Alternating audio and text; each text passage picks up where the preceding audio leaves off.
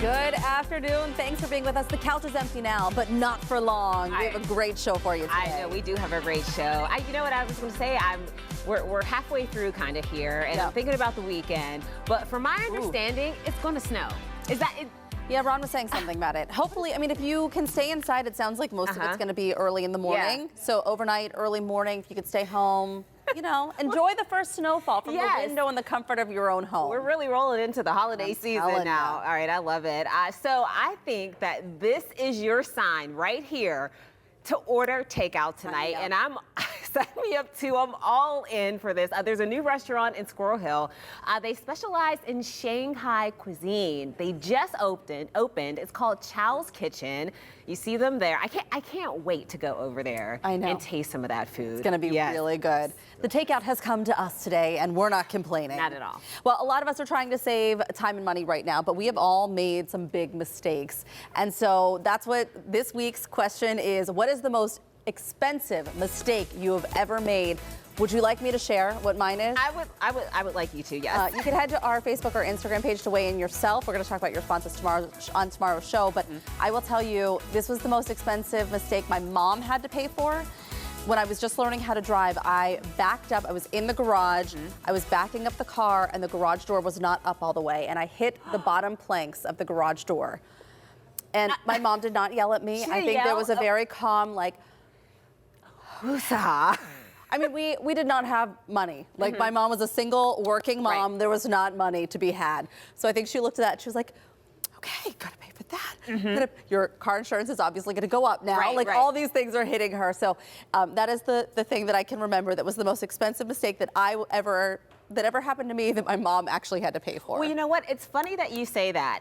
One of my most expensive mistakes involves a garage as well. Oh, good. Yeah, I was backing out of my garage, and for some reason, my bicycle fell off the wall or fell down, and I drove over it, and I just purchased it. It was like a $600 bicycle. So this was not like a hobby bicycle. No, this was like this was a real bicycle, and it was like do do do, and I was like, what was that? And it was my bicycle. Oh my gosh. Okay. Not fun. Not fun at all. All right. Well, some of you might say that your wedding was the most expensive thing that you purchased, but for these nerds, it was well worth it for them. I would say that it was priceless, and I say nerds in the most endearing way because clearly. I'm a nerd too. So the Lord of the Rings movie, if you remember the trilogy, it came out 20 years ago. I was a big fan. I went to the movies to see each one probably twice. Yeah. Love them. So they still have very diehard fans.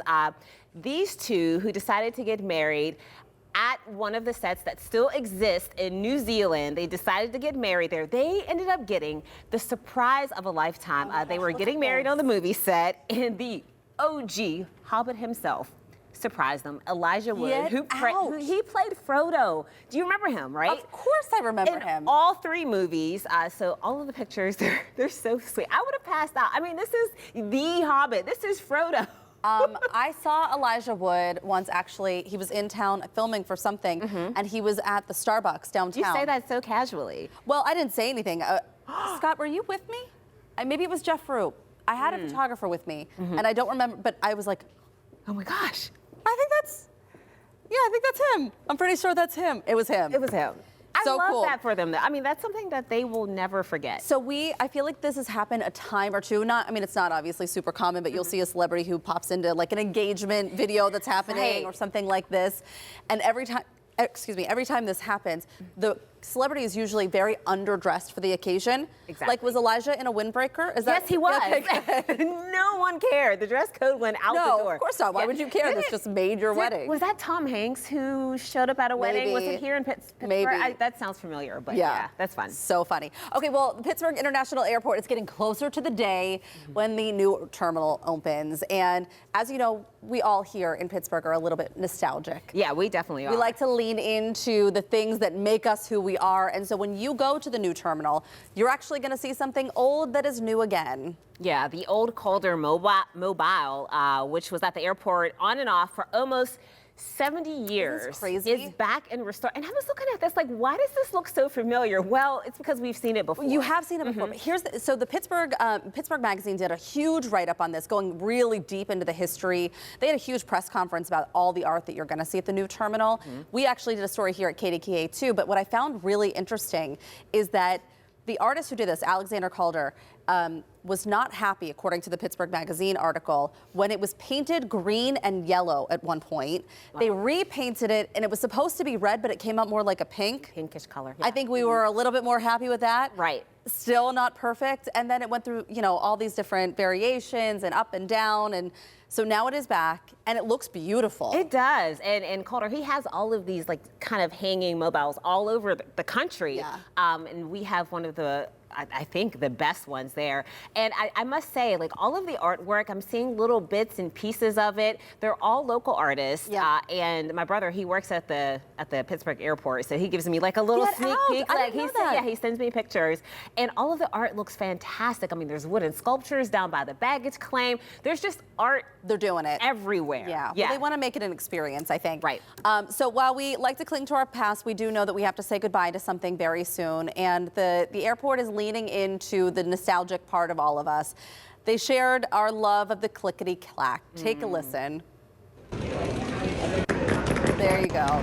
Oh, we love it. So So good. in this like ode to the clickety-clack, they wrote that the ASMR is coming to an end soon, and they gave all these the dino clacks, the baggage clacks, and they go through all of this. But then at the very end, they say it's not entirely going away, because if you want to, you're still gonna find some clacks on the side. Thank goodness. You know what? So- This is how I tell whether or not like I'm walking fast enough for my flight. Like usually if I'm running late, like the clacks, you're like clack clack clack clack clack. No, I need to clack clack clack clack clack. You know what? This is I don't know if this gives me away as a true Yinzer, but do you know what I'm most worried about the new airport? What's that? Parking. Oh, Where yeah. are we parking our car? Are we parking in the old, like, extended, long stay, like all the different Such a parking long options? walk, yeah. Are we staying, like, is that where and then how are we shuttling? How is the parking working? I need to I don't know. Yeah, I need to know that too. I need to know the parking situation. But I'm glad that things are changing, because there's so many airports in the country that we need to like kind of get with the times. So I think it's going to be beautiful. I think so too. And also we're a new terminal, but the tram is going away. So Right. that was a long ride. So now we have to. Do you have to walk that entire I think it's distance? just, that's where the new terminal is. It's like where the tram would take you to, that's where we're gonna go now. Okay. That's where you get dropped off. That's where everything's That's it. gonna be, right? I love that. I don't know. Okay, I'm not sure, but we'll see. Okay.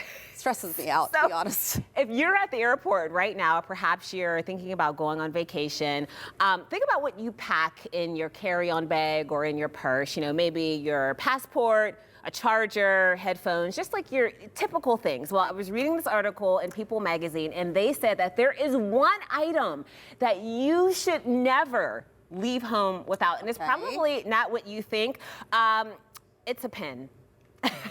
It's a pen. It's a writing pen. Of all the things. Of all the things. So think about it, especially when you're catching an international flight, like you're going overseas and you get to immigration or whatever it is, and you have to sign all of the paperwork to get into the country. And depending on when you get there, I mean, the pens, it's happened to me before. You're There's just no searching pens? for an ink pen, and This you is need hilarious. that paperwork to get in. And if it's at 2 o'clock or 3 o'clock in the morning, there is no one around. So you would be stuck at the airport. Surely they couldn't just leave you stranded there with no pen. Well, you think so, but some you My might be gosh. there for a very long time. Also think about, you know, if for, let's just say your phone dies, your cell phone. This has happened to me. It happens to you. So maybe you need to write down an important address or a phone number or was gonna say directions. charger. Exactly. So there are so many uses for a pen that you don't think about. I know you like to do crossword puzzles. Scott does crossword puzzles. I do them on my phone. I can't believe that the pen is the most important thing. Pen. So easy. So I thought about it and I said, you know what? Let's bring our bags in, our purses, And see if we have pens in here. see if we have I pens think I in have here. a couple pens in here. But also, like, if you could just pull out maybe 3 items in there that you would take with you when you travel, Well, like I wouldn't on the need plane. my work badge. I do have, like, I don't, the amount of, like, craziness, like, I have a couple pairs of earrings at any given time. Yeah. In my bag. Because you never know when you Well, are going to it's need usually a new just pair of that. earrings. No, it's usually I just take them out, and then I have my antibiotic, for my fingernail that fell off. Okay, that's nice. You need That that. was from breaking apart cardboard, by the way. That is my advice to you. Don't break apart cardboard. No, no. And then I have like multiple lip glosses. You have so many lip glosses My all the time. keys, more earrings, Band-Aids. Yes. I don't know that I really need most of this stuff. I'll be honest with you, Mikey. And I don't have a pen. And more earrings, Band-Aids. More earrings. So you'll look good. We've determined that. I have earrings and lip gloss. Important. And I have my wallet, obviously. Okay. That's it. What do you have? Do you have a pen? Well, I'm pretty sure I do. I have a book, so like that's something that I like to do on the plane. I also have a highlighter, so that could work. I have some contact lens solution, even though I don't think I could get through security with this that. big- No, you couldn't. Yeah, no, but just in case my contact lens falls out. Your highlighter, could you sign documents with that? I could. Perhaps. A protein bar. You know I like these protein bars. Of course. But let me What else do you see. have? Do I? I have And a pen. But you also have shoes in there. I do think that we need to point out the shoes. Well, you never know when you might need a good pair of dress shoes. Sure. Right? Absolutely. Bring out the shoes every single time. Okay. Okay, well, that was fun. I'm glad we did that. And now we know that I need a pen in my bag. You do. Still got to get that. Do we have time for one more topic? Where are we? Okay, let's get to it. Mikey, you actually found this. There are some common words that people don't know how to use correctly. And what are they called? They are called confusables. I had never heard of this before. So let me give you a couple of examples. So think about advise, like A-D-I-V-S-E versus advice, A-D-V-I-C-E, of which I've never confused the two. No. But people tend to ask for advise. I don't know. Like, and we're talking about writing an email or something. It might be a typo. Yes. Right? Maybe, okay. Maybe. Okay. Illusion versus illusion, like illusion versus illusion, I-L-L. With the A, is that a word? I guess it is. Illusion is an indirect reference. And then illusion is false perception or a trick. Okay. Yes, okay. Irregardless, I hear this often. not a Irregardless word. versus regardless. Irregardless is considered non-standard English. Like Yeah, it's not it's not really a a word, word. So right. don't use that and then use regardless. That's correct. Is there anything that, like any word that you hear people use or two words they put together that kind of bothers you? I'll tell you what bothers me the most, that as adults, people who cannot tell the difference between there in possessive and there as in like a place. Like That's we're going still there. happening? Oh my gosh, Wow. it happens all the time. And the other mistake that gets me is your, like you are, and yours. Yes. Like this is yours. It's a big one. Those two, like how do we not know the difference between these things? For me personally, like it's just me. You could already say said me. it's just me. So for Yeah. me personally, that really Ugh. bothers me. Got it. Okay. Hey, don't go anywhere. Still to come. The Pittsburgh Penguins are sitting at number 2 in their division. Can fans help them reach the top? Boaz is introducing us to the team's biggest hype man. I think you already know who it is. Absolutely. And this week on the KDK TV Morning News, our news team is helping you navigate the government shutdown from healthcare to food assistance. We're continuing that conversation this afternoon with Dr. Natalie Gentili. She's here to break down how this is impacting us here in Western PA and where you can get help if you need it.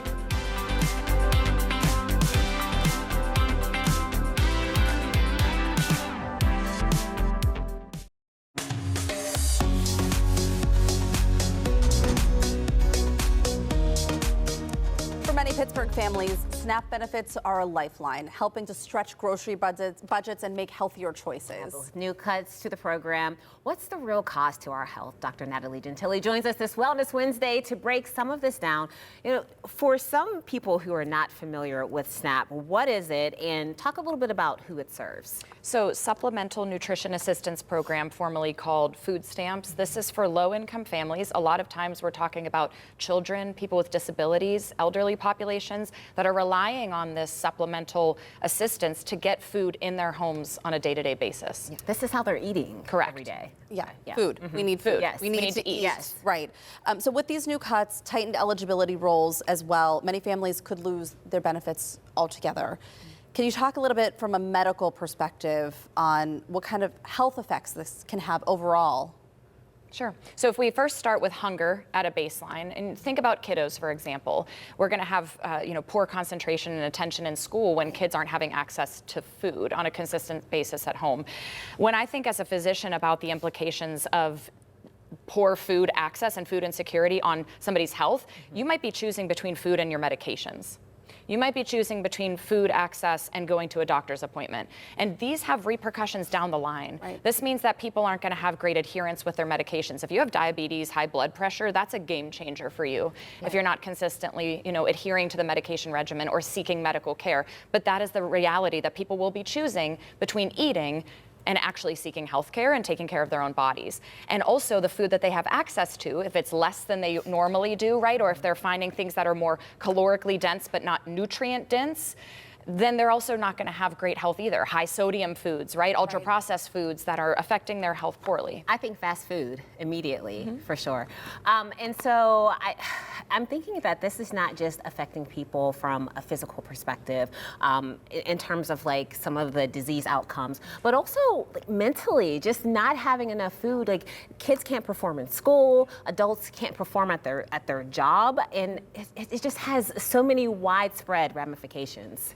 Mental health effects are going to be great at this point, right? I mean, people are going to have significant levels of stress. And add to that we are in a current climate where people are really struggling in what kind of health insurance they're going to have access to next year, if they can afford it. So now it's a question of affording health access, period. On top of that, food insecurity. And I think we're going to have a highly stressed population with some serious consequences down the line. I don't want to talk about the ripple, because there is kind of this ripple effect. You may not think that I'm not hungry right now, this doesn't affect me, but there is a ripple that could come. Certainly, you've got higher utilization of healthcare resources like emergency departments and urgent cares. If you walk into an emergency department, we have to treat you whether you are insured or not, whether you have the money to pay for it or not. That type of cost greatly affects everybody, regardless of if you have Medicaid, regardless of if you have great insurance or are uninsured. We all are affected by that. Well, if people are struggling with food insecurity, that is going to affect their health, which is going to lead to poor utilization of resources in the healthcare system. Right. These ripple effects are great. They are very real, and I don't think people are seeing the long-term picture here. I mean, the healthcare workers are going to be overwhelmed. We already are. By patients, Yes. Absolutely. And so you're seeing patients every single day. What are you hearing from them? How is this affecting them? People are scared, right? They're worried about what they're choosing to spend their money on and have access to, and they're worried about their friends and their community as well. My patients may not be all of them struggling with food insecurity. They're worried about their neighbors, right? They're worried about their family members, and so this is a bigger community issue. Well, I'm glad you brought that up too, because I think that there are some people who say, like, what can I do to help? We just talked about this family locally who set up a food pantry in their front yard. They're doing some things to try and help and do anything. What can people do? Certainly. So I think donating money to food banks can be helpful so that they can allocate those resources and that money appropriately for their community's needs.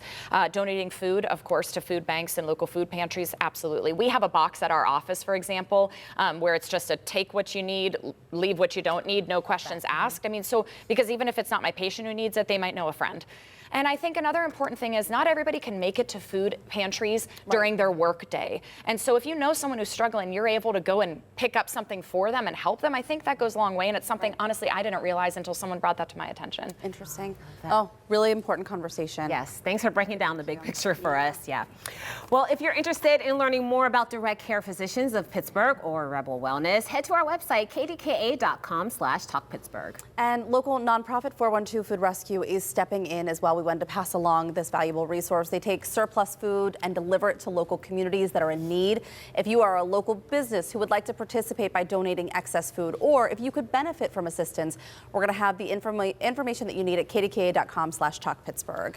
Well, this is a good time to remind you about the KDKA TV Turkey Fund. You can help your neighbors this year by donating now. All proceeds, local families put food on the table this holiday season. And there are many ways to donate. You can stop by any PNC Bank branch. They're going to match donations of $50 or more. You can also text KD Turkey to 50155, or you can go to kdka.com/turkeyfund right now to make your donation. All right, well, coming up, feel connected to your community at one of Pittsburgh's longest running events. This year, Veterans Day Parade, Grant Marshall is sharing his incredible story of healing and patriotism.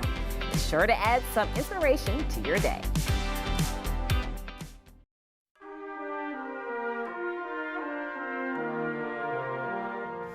Did you know Pittsburgh has one of America's longest running Veterans Day parades? Since 1919, you have showed up to support those who served our country, and this year will be no exception. Joining us now is this year's parade Grand Marshal Andy Niggett. Let's practice that. Thank you for being here. What was your reaction when you were selected to be the Grand Marshal, the parade? My reaction, I was surprised, humbled, but mostly embarrassed, because I really truly don't feel deserving or worthy of such an extraordinary honor. There are many others, I believe, who are more deserving. You know what? I feel like every veteran I have ever talked to carries that same sentiment. Yes. And I don't know if it's part of the training that goes into it, but I think that there is something to be said about you saying that. Yes. Yes. So I want to talk to you a little bit about your time. You served in Vietnam. Yes, ma'am.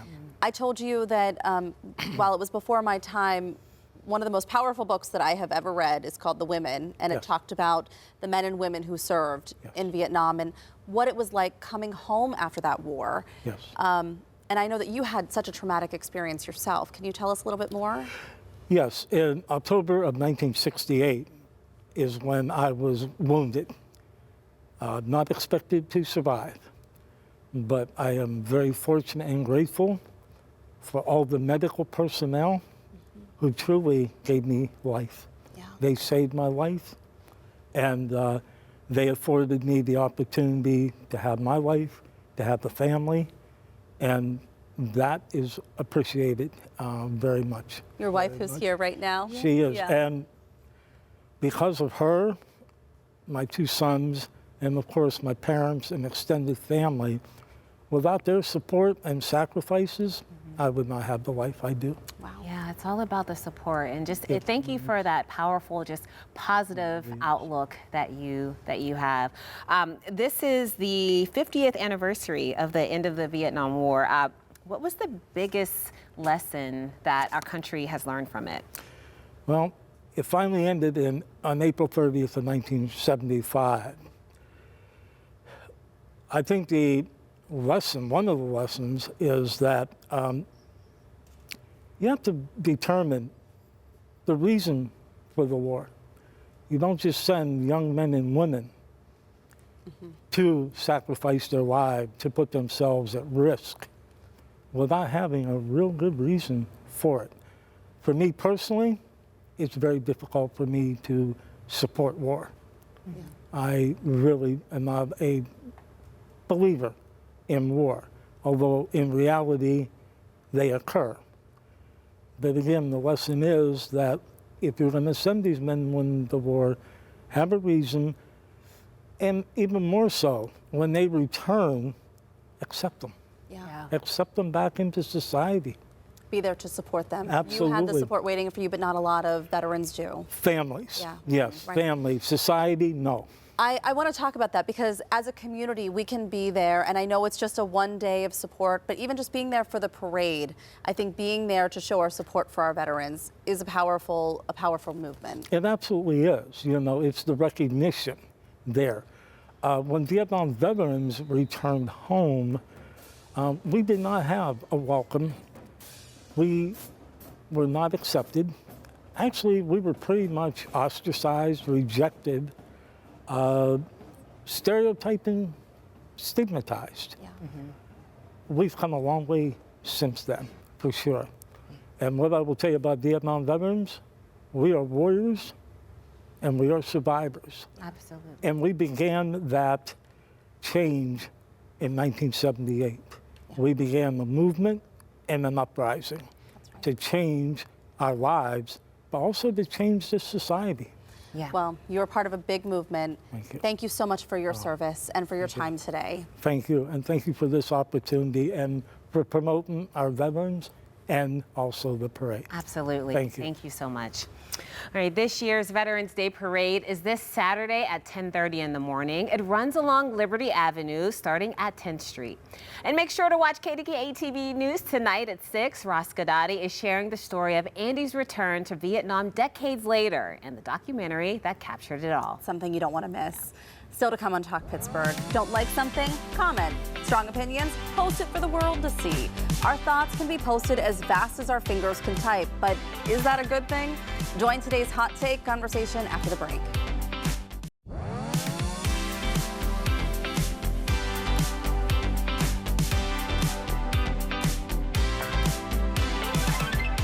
Social media has placed us under a microscope of sorts, opening us up to criticism, applause, to some of our most personal things. And that's maybe even more true of influencers who have really left the door wide open, invited people in to look and to comment.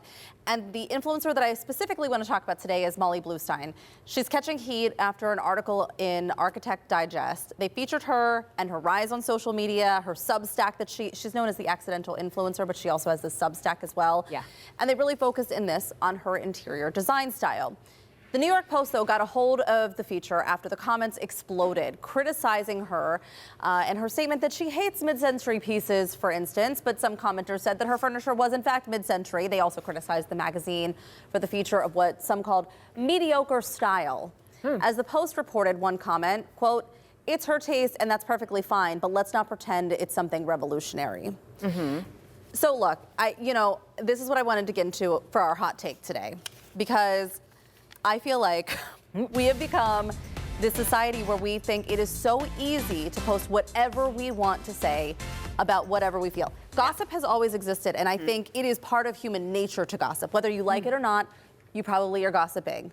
Like, you're finding a way to do it. Any conversation that you have where you're whispering, you're gossiping. If you're talking about something that happened down the street, you're gossiping. We all do it because it connects us. Right. We're talking about the same thing that somehow finds that connection between us. But the difference now, I think, is that people can see something like that and then decide that their opinion matters. And I think that people forget that Molly can read all of those comments. Completely forget that. A conversation between me and you, not on camera, not right now, in private, is between me and you, right? As soon as you post it on the internet, everybody can see it, including the influencer. And I don't know what the end game, the end goal is if it's to be part of the community of communicating those feelings, to see if somebody else has the same thoughts, or what it is that drives someone to post something so negative. But I think it is like the death of our society. I think we are becoming very unkind people. And that's my hot take today. Right, no, I do think some people just like to fight. Some people like to criticize. It gives them fuel. It takes the pressure off of them looking at their own life. So it feels good to say negative things about other people. And I do feel like this is the world that we live in, where everything is public knowledge. And some people, to be honest, are doing it to themselves. Like, they're putting all of their business out there. And you would have to expect, if you post something, especially personal, on social media, that people are going to weigh in and they're going to comment and they're going to talk about it. In this particular case, I mean, the apartment looked nice to me. It was normal furniture. It's not necessarily something that I would look at and say, like, oh yes, this definitely needs to be featured in this magazine, but it was fine. So I think but people missed the point of it. I mean, they immediately jumped on it, like, how could you feature this when there were so many other people who have, like, a different taste or more artsy vibe or whatever. And it's comparing it to somebody else that could have been. But the reason I think that they landed on her was because she does her whole Substack on outfits and interiors. So she tries to match outfits to specific interior design styles and tastes. So she has fun with these two things that she probably adores. And yet I just don't, like, it's just the hate that I just don't understand. I know. If she loves her apartment, I love it too. And if you were just like reading it in a physical magazine, you would look at the apartment, maybe you like it, maybe you don't, and you would just flip the page and you would keep going. It wouldn't become this huge social media commentary that we've all become so accustomed to. I just think that we all have to hit pause. I don't know if you feel strongly about something, I'm sure you could message her privately. Hey, can you explain this a little bit more to me? I don't quite get your design taste. But to do things so publicly all the time, to use it as a tool to vent your own personal opinions, I just think that we need to pause and say, what is my end goal here? Is it to ruin her day? Is it to make her feel bad about herself and what she's doing? I say this all the time. Right. I think that social media makes us so judgmental. Yeah. And you don't even realize it because Right. you're constantly Right. looking and judging and rating images, and you don't even realize it half That the you're time. doing You're it. so used to it. It becomes a game. Yeah. All right. Well, still to come on Talk Pittsburgh. Didn't get around to thawing that chicken dinner. This sounds like right up my alley. Don't worry. We've got the perfect excuse to let someone else do the cooking tonight. Find out where you can grab a meal worth skipping the dishes for. And next, we're trying a new game, making the rounds on social media. Just try not to laugh. No, really, that's how you win the game. Talk Pittsburgh is going to be right back.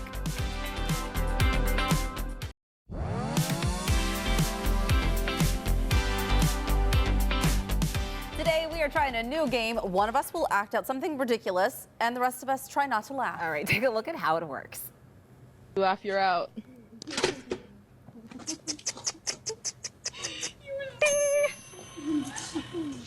Emma, could you please come put peanut butter on me? I would have been out. Yeah. So the card she drew was act like you're a piece of toast and beg someone to put peanut butter on you. So we need a little help with this. Our producer, Alante, he is here to lead us in the game. Yes. So basically, one of us. You laugh, you're out. We're already out. So one of us is the Joker. So I'll start as the Joker. Okay. And as you saw, I try to make you laugh in the allotted amount of time, which is 30 seconds. Okay. And so we each have 2 tokens. And so if I make you laugh, give me your tokens. Got it. Okay. But this is fun. Yeah. So I'm gonna pick the I'm going to first give you my card. tokens Okay. already. Yeah. I mean, you should hand them over. So this is the first card that we And have. now we can't see it, so we should probably Yeah, turn away. don't- We don't want to see Yeah. it. Okay, we're not looking. And so you're going to have to try. There's monitors everywhere Yeah, in I this don't place. see Oh my anything. gosh. So Okay. everybody at home can see it. So you guys Okay. ready? Yeah. All right. I have 30 seconds to complete this. Ready. And Okay. go.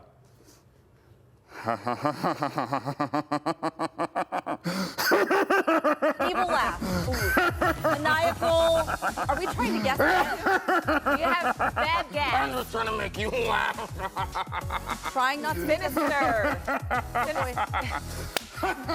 slapstick comedy. Wait, do we have Really bad comedian. Are you looking at the clock? Something is about to happen. Sometimes you're having a meltdown. We okay inside? Yes. Oh, gosh. The time's up. I was supposed to laugh without smiling, which I think I kind of did anyway, You but did. I sure did. I'm so sorry. We're very so. concerned with Yes, we- you. Oh, okay. so we get your coin? I think you do. Okay, great. Okay, Thanks. I'm because gonna you take did that not- one off. Are the you table. okay after that? I hurt a little bit inside, Okay. but Yeah. you know what? shit. Well, as an actor, I think you nailed it. Thank you so much. It's your turn. It's my turn. Okay. Yeah, so we can't know. Should I show this to Scott? I'm just going to walk around and I'm going to show this to Scott Okay. so he can. So Scott. Oh, okay. I think I can do this. Okay.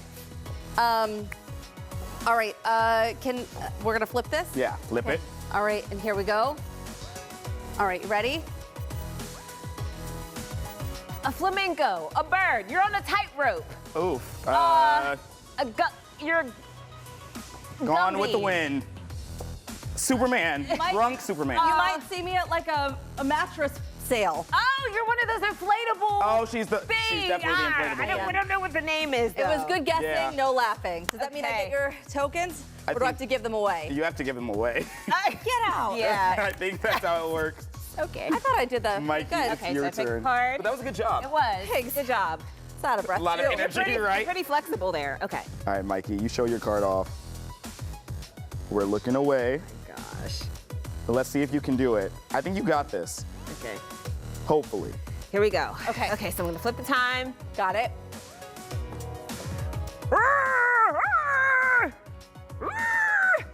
Are you riding a horse? You're a monster of some sort. Monster riding a motorcycle. Riding a bike, a unicycle, a pogo stick. A monster on a roller A coaster. roller coaster. But yes. What is We'll it? go What with was that. it? Shrek on a roller coaster. You didn't do a Scottish impression at all. This guy played it, Shrek. You just insulted him terribly. I don't know how to play it over. Alante? I don't know. I was donkey. Yes. So it's a little bit of a different ball game. All right, well, listen, hey, if you want to try and make your friends laugh, this is a great game. Yeah, it was great. Who won? None of us. We all Matter. win. All right, next on Talk Pittsburgh, the competition is moving to the ice as the Penguin season heats up. We're getting hyped up with Boaz and Iceberg. Talk Pittsburgh. We'll be right back.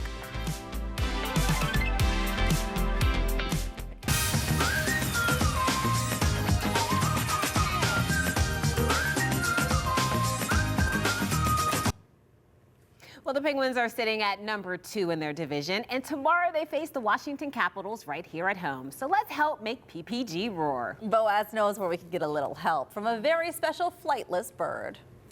We're at the Penguins training facility in Cranberry to go behind the scenes of the organization. It takes a lot to be a Pittsburgh Penguin. There's practice, determination, drive, a lot of hard work, and of course you have to be pretty good at throwing t-shirts. Oh, I'm not talking about being a hockey player. I'm talking about being the Pittsburgh Penguin, Iceberg, the mascot. And today, Iceberg is letting us tag along as he prepares for a game. Iceberg, gosh, good to see ya! Iceberg starts the day by hitting the gym at the Lemieux Sports Center. Really flexible for a penguin. Do you need this other one? All right. Ugh, gosh, you're strong, Iceberg. No wonder you can throw a t-shirt so far. Spending time with the bird up close, I was really able to appreciate how well defined his wings are.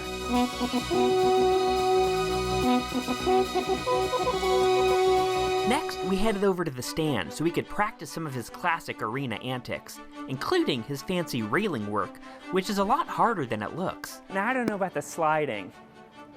Maybe that's a little too scary. Maybe I'll leave that to you.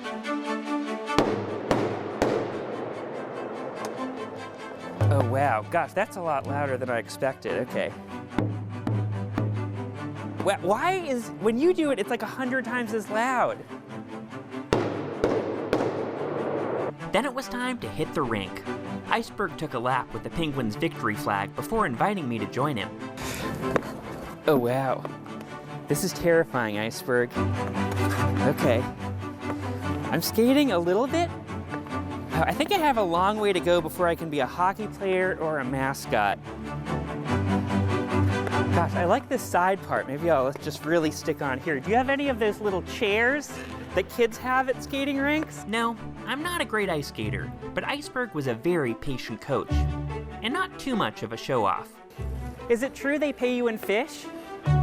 Iceberg explained to me, through some complicated gesturing, that it was Martha Johnson, wife of former coach Bob Johnson, who had the idea to create a mascot for the team. 3 weeks after winning their second Stanley Cup in 1992, this giant penguin was introduced, or hatched? Whatever, this isn't a penguin biology lesson. The mascot wasn't actually known as Iceberg from the start. He got his name from a fan contest the following season. If you ever need anyone to do a PSA that like anyone can, play hockey or learn how to ice skate, it feels like I might be your guy. Wow, this flag's a lot heavier than I expected. After loosening up on the ice, Iceberg needs to center himself before greeting thousands of hockey fans. Surprisingly, he meditates, imagining the sounds of an Antarctic continent full of vocalizing penguins. I was skeptical, but I found the exercise surprisingly calming. Oh, you got a fan over here. It's hard to walk around with Iceberg without getting interrupted. Fans always want to say hello, and he's happy to oblige. This is probably what hanging out with Taylor Swift is like. Thinking back on my time with Iceberg, something struck me. While this may not be a bird of many words, this penguin really knows its way around a high five. In fact, we had so many high fives left on the cutting room floor, we had no choice but to create this short musical montage. I'm just high-fiving a penguin. I'm just high-fiving a penguin. I'm just high-fiving a penguin. And a penguin is high-fiving me back.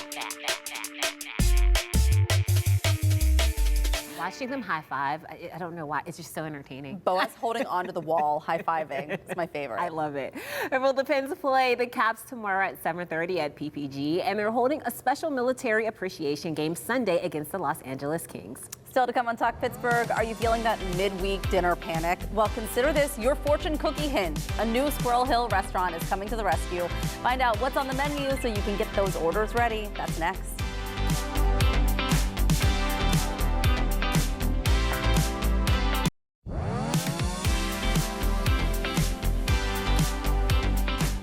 few things bring people together like good Chinese takeout night. The flavors, the aroma, the leftovers we swear we'll save but never do.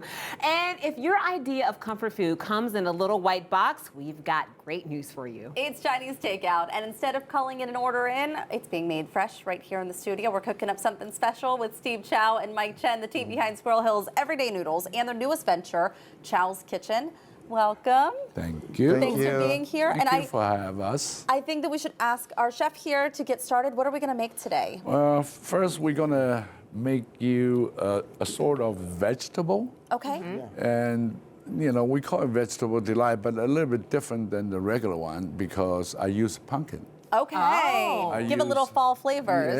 And also lotus roots and Japanese yen. Okay, It's great. right in front of you. That's some of the material that we're making it. That's so, wonderful. All right, Shall we start it? So let's get started with that, yeah. Let's And then we do can it. talk.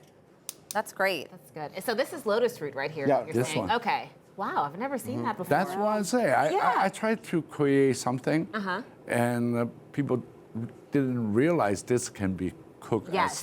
as a, you know. So Well, tell us a little bit about this new venture, Chow's Kitchen, and what people can expect to Like it too. experience there, and we can start cooking. for yeah, sure. we start cooking. Okay.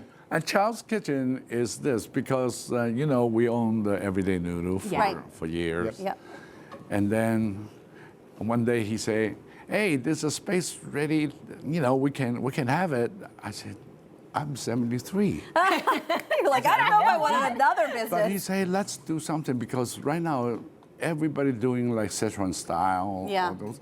And for us, I think it's too greasy. I'm sorry to say that. Yeah, but you want too something with- spicy. I wanted something light. Yeah. Then we start thinking, okay, the Shanghai in China, Shanghai and Beijing style is more lighter. So that's why we say, let's do that. That's wonderful. Okay. And then we got a chef, and also we got him to do that. So Yeah. Can you yeah, go ahead. Yeah, because we cook the Chinese food is the 15 years old. Yeah, in the Taiwan. Okay, now we open another restaurant. It's all different restaurant. Before I have the open is for the American style. Now we have the Mike Chen. I have the join the Everyday Noodle. Yeah, it's the this is the first the restaurant is a different restaurant. We open the square here. Yeah. Now we have a chance. It's open a different restaurant. Yeah, we have open a Shanghai style. Yeah. People like it. So I tell like us- it. Yeah, very Tell us what healthy. we Yeah. have here. And this is another. this one is, we call it lion Nine hand. hand. A lion. Lion hand. But the reason I bring this one, because that's a Chinese meatball. I was going to say, it looks like Yeah. big meatballs. But what we do, we use pork And the beancurd. and the tofu. Tofu. Oh, I love tofu. Yes. So they're Yeah. vegetarian. Yeah. Right no, on. No, No. pork. Oh, there's pork in there too? Oh, okay. Don't get it twisted. Can I try this? Yeah. Okay. And what else do we have here? What's this? That's The a smoked fish. Smoked fish, and we have some. And I use a mackerel. Okay. And that's a tofu skin, and we julienne strip. Almost like a lo mein noodle, but it's tofu. Yeah, Wonderful. that's tofu. It's tofu. And this, my signature dish. Pork belly is the another one. We call it pork. tom pork beef. Tom It pork looks pork. beautiful. It's a pork belly, Yeah, pork belly. but you cook that way, and actually it With the melts in beautiful your sauce. mouth. Oh. It all looks so good. I know we're still hard at work here. We're almost out of time, but we're so happy that you were able to come in today. We're going to try this before the show is over. Yeah, this was really good, the I'm meatball. sure. Yeah. If you would like to get some takeout tonight from Chow's Kitchen or Everyday Noodles, both are located along Forbes Avenue in Squirrel Hill. We're going to have more information about these restaurants on our website. We're going to be right back. Don't go anywhere.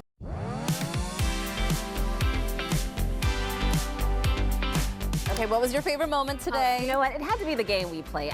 I don't know who won, but Yeah. it didn't matter because it was just fun and goofy, and It was we a lot needed of fun. that. Yeah. I enjoyed so much our touching conversation that we had with the Vietnam veteran who's going to be the Grand Marshal in the parade this upcoming Saturday. So please go check that out. And remember, Ross Godotti is doing a special report tonight on him. So looking forward to watching. What an inspiration Truly he is. Well, coming up tomorrow on Talk Pittsburgh, what happens when the mysteries of the tarot meet the art of aerial acrobats? You get a breathtaking new show that's part circus, part spiritual journey. I got a firsthand look to see how they're preparing for some high-flying action. And Look at Mikey, you go. I have to tell you, I got in the ropes and it was a lot of work. Oh, was all the blood rushing to your head? It was. Had to In be. fact, I had to ask them that. I was like, how do you do this? She said you get used to it after a while. Gosh, I could never get used to that.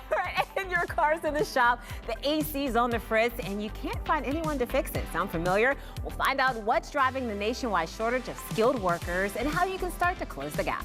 Thanks so much for joining us for Talk Pittsburgh. We're also streaming on CBS News Pittsburgh tonight at 9. KDKA TV News at 4 starts right now.